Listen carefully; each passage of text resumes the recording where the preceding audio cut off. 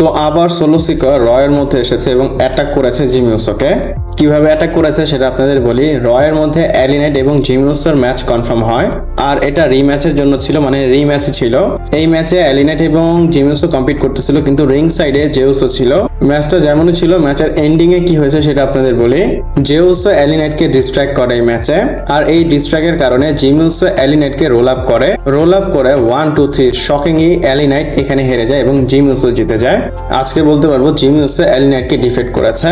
ম্যাচটা শেষ হওয়ার পর, মানে যখন জিমি উসো জিতে যায়, এলি নাইট জিমি উসোর উপর অ্যাটাক করে, আর এই অ্যাটাকের মধ্যেই সোলো সিকো আসে এবং জিমি উসোকে স্পাইক মারে, সামন স্পাইক। তারপর এলি নাইট জে উসোকে বিএফটি মারে, বিএফটি মেরে সেগমেন্টটা শেষ হয়ে যায়। আর সোলো সিকোকে দেখাই যাচ্ছিল সে এদেরকে অ্যাটাক করে মজা পেয়েছে। দেখে মনে হচ্ছে সোলো সিকো এবং এলি নাইটের আলাদা একটা টিম হবে। আর এলি নাইট তো আজকে ম্যাচ হেরেছে, হতেও পারে একটা টিম। আমি বুঝতেছি না যে জিমি মার খাচ্ছে, জেকা ফাটু কোথায়? জেকা ফাটু এসে কিছু করতেছে না কেন? সোলো সিকাকে এসে তো সে মারতেও পারে। বাকি দেখি সামনে কি হয়। আর রতে কিন্তু মেইন ইভেন্টও বাকি, রোমান রেন্স আসবে। দেখি মেইন ইভেন্টে রোমান রেন্স কি করে। ভিডিওটা এই পর্যন্তই ছিল। ভালো লাগলে লাইক কমেন্ট শেয়ার করবেন, এবং আমি আমার চ্যানেল আরও একটা আছে সেটা কোলাপ করে দিয়েছি, আপনারা সেই চ্যানেলটা ভিজিট করতে পারেন। সেখানে যদি আপনাদের ভিডিওগুলো ভালো লাগে আমার চ্যানেলটাকে সাবস্ক্রাইব করতে পারেন।